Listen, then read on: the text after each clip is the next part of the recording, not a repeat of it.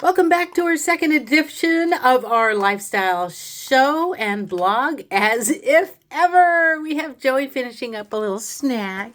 He just went outside and the neighbor's dog was barking, so I enticed him in with a little treat. Now we're going to start cooking some cookies. I got these really great Pillsbury stuffed cookies at it's chocolate chip with caramel filling. They were 50 cents a box at the grocery outlet. That's kind of an example of what a good deal you can find sometimes. But to be honest with you, I think I like it better without the filling. It comes in a separate package, so I kind of keep it later. You could spread it on top, but it's supposed to be meant inside. But I find it just too complicated. And so what I do instead is I bake them in a little baking mini muffin tins. And they come out pretty good. I've done this before. But for my cooking show, I thought this would be a good time to show off my sort of semi-home cooked meals as we continue on Joey's journal and giving you Grandma's guidance as it comes up. This is one of them, a little shortcut. Speaking of Grandma, my grandma, and this is her cooking set that I inherited. Well, part of it is the base. I melted the butter. The recipe does call for, all you need is 6 tablespoons of butter and 1 egg. I did put the egg in first. I kind of, as if I was making scrambled eggs, I whipped it up first with the fork, and then I poured in the cake mix. Then I decided, hey, let's do the second episode of As If Ever, the lifestyle vlog, so I could have my authentic cooking displayed. It's really not cooking, I call it preparing, but I'm using the stove, I melted the butter, and it gives me a chance to bring out my grandmother's famous La Crusette porcelain-lined cast iron saucepan, just a mini one. Now I put 6 tablespoons, so I kind of did half 50-50. I had some unsalted butter and some salted butter. And I rarely have a chance to use unsalted, but then I thought, well, maybe it'd be too sweet. So I kind of did half and half. It's good for a low sodium diet, and my blood pressure has been elevated. So I try to be conscious about that. But I don't want to ruin the intent of the recipe either, because on the box it just says butter. Now, softened butter, so that's up to you. Now, I preheated the oven. It says 375. I adjusted it to 350. And the reason I did that, I've done these before. The 375 is if you have filling. I don't put filling. Now, instead of the filling, I just remembered this, I'm going to put, if I can find them. Well, I have 2 things. I thought it'd be interesting. Here somewhere. Let's see. Well, maybe not this time. I thought it'd be interesting one time to try some dried ginger. Chocolate chip and ginger. I love ginger with everything. But aside from that, here we go. We're running down to the last of my chopped walnuts. Now, there's nothing that I like more than a chocolate chip cookie with some chopped walnuts. This, again, by the way, this is an authentic show, how to, home prepare some cookies with some love. Give you Grandma's guidance. Well, I got this at the grocery outlet. They had these Blue Diamond. Not Blue Diamond. Diamond brand. California chopped walnuts. They're pre-chopped, grown in California. Right here in California, I should say. I am broadcasting from California, in case you're interested. We'll share more about our locally grown produce and other crops that California is known for. Southern California is known for strawberries. I had a video earlier I made with some strawberries, so check that out on my playlist. But right now we're going to do the chocolate chip cookies. We're going to add the chopped walnuts, but first we're going to put the butter in. Now, I love these cast iron. I'm not even using a pot holder. It's kind of cooled off a little bit. But my dad, since we're bringing in the family here, who's passed on, may he rest in peace, he used to always have what I called asbestos thumbs. He could take stuff out of the stove, and I kind of do that too with the toaster. I test my luck. I take stuff out of the toaster all the time with my bare hands. because it's like it's right there, and you figure, oh, I'll just grab it real quick and throw it on a plate. And sometimes, man, I feel like I wish I had asbestos thumb. But my hands are pretty tough, although I like to, use protection, as they say.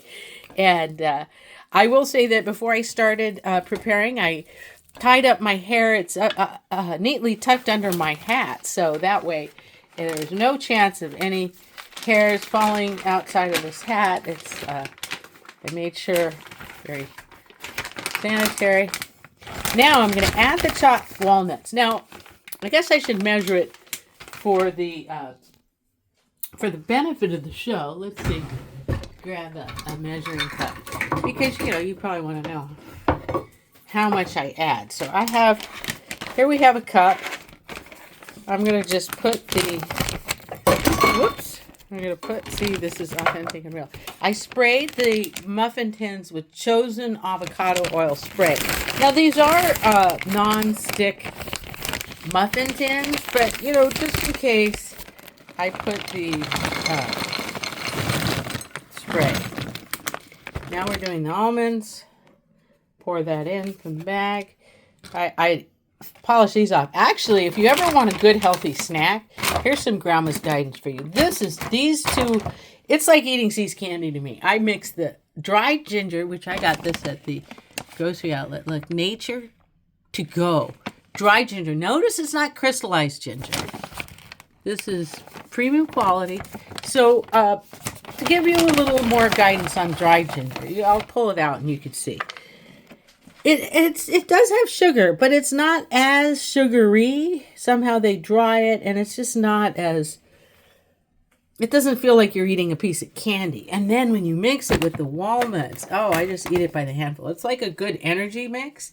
And after you've eaten a meal, if you want something to help you digest, ginger is very well known as a digestive aid. So if you're ever feeling nauseous, they give ginger ale to people who are on boats. So if you want to go on that yacht and go on a cruise and you're not sure if you're going to get seasick, bring some ginger. So I buy it by the bagful and I use it. I would put it in the recipe, but since I have the walnuts, I'm not going to this time. That would be an interesting combination. Maybe in another video, we'll do some dried ginger. But this is the second sort of inaugural episode of As If Ever. I got to laugh on that one. You just got to see that scene from Clueless where the main character will define this pop culture As If Ever is timeless classic in my mind. Anyway, back to this. We have a cup. It's about 3/4 full, so I'm going to say 3/4 cup of walnuts. Just throw them in there. It was looking a little, oily to me after the 6 tablespoons. Now, maybe I mismeasured, but now, now that I've put the walnuts in there, it's going to absorb some of that excess oil, and to me, it's perfect. This is such an easy recipe because, literally, once you put the ingredients together, you hardly have to stir it. It almost, it's hard to stir for one thing, but, I want to make sure there's no dry pockets somewhere deep inside. Get it thoroughly mixed. There's the egg, the butter, the walnuts. You can see the chocolate chips are just popping out. And when I put it in these muffin tins, what I generally use is a tablespoon. So now that we have the walnuts and we've stirred it up, I think make sure it's very well mixed in the bowl.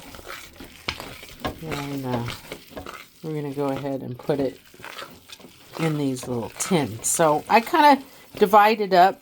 They tend to, this box, which according to this, combine cookie mix, softened butter, and egg here, I'll show you, in medium bowl, mix until soft dough is formed.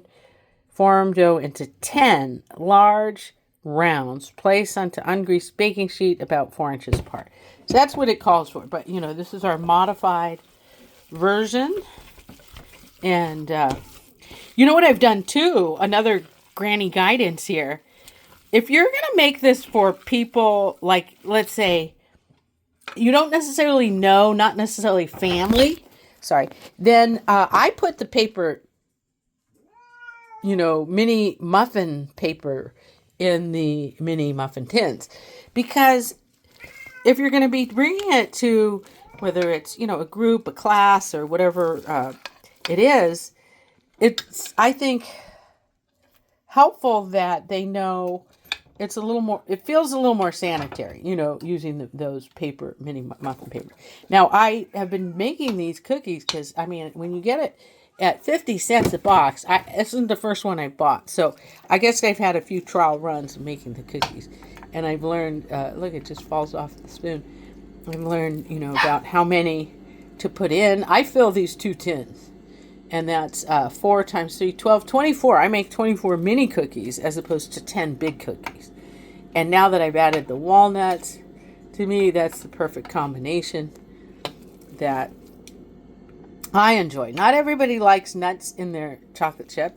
But here's another bit of Granny's guidance. Since we're going to be talking about this is my authentic and real show here.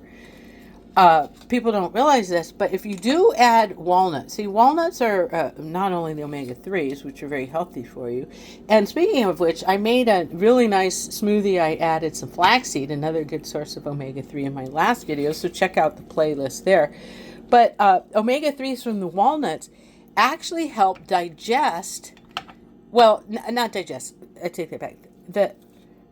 The fat from the walnuts and the protein slow down the spike in the blood sugar that occurs because it makes it harder to convert directly into, I guess the insulin doesn't spike as fast or as hard, is the best way to describe it. Because the protein is in there, it's trying to assimilate the protein, and it slows down the insulin reaction in a positive way. So for me, I love the taste of walnut chocolate chips, but the benefit is what I just described. So another bit of Granny's guidance. I hope I described that with some level of understanding. Like there's health benefits. It's almost like food combining. When you understand about food combining, there's benefits in your system. People think they could just eat whatever, whenever they want, but there are times and places. Another good example of that is when I made the fruit smoothie. Essentially, the fruit smoothie is fruit. And with food combining, fruit should always be eaten by itself, first thing in the morning, as your breakfast. And then you should have at least 30 minutes after you ingest fruit, or, you have that for breakfast, but don't eat anything else with it for at least 30 minutes. So then that way your body will assimilate the nutrients. So if you haven't seen my previous video, the first inaugural show of As If Ever, my lifestyle blog, we're going to be featuring more products. This is just down to earth me living my daily life. This is, what real retirement looks like. You go to the cheapest stores and you buy the cheapest products. And I'm giving you my granny guidance on how to live on a fixed income now that I'm retired. So, this lifestyle blog is attainable to anybody who, goes to the bargain markets. I will say that I've had this avocado spray for, a little while because you don't use it up right away. I got that at the 99-cent store. And I just want to say how disappointed I am that they took that store out of our neighborhood. The 99-cent store had great produce at really good prices. I would be able to get pounds and pounds of vegetables. I can make vegetable soup and really cheap fixed income. But they took it out and they put like a stationery store, a party store. You can't eat stationery. So then I found the grocery outlet. So see what I do at the end here is I basically balance out the muffin tins. Some of them have a little too much. And then some of them have, let me give you a close-up. This is a porcelain little tray. Some of them have too little. So then I try to equalize them. And then the final step, really is spray the spoon, smooth it out, and then sort of press them in because I want them to be, see, that one has a lot. Scoot that over there.